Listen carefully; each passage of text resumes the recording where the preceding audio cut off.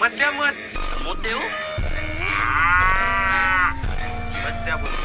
Hello गेले का तुम्ही मत द्यायला?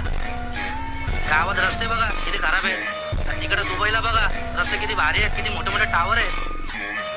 लंडनला बघा गुलाबी हवा आहे. इथं काय तुमचा बापू गेलता गुलाबी हवा खायला लंडनला का तुमची आईच गेली दुबईला बिल्डिंगा मोताला? मला मतच नाही देणार होता.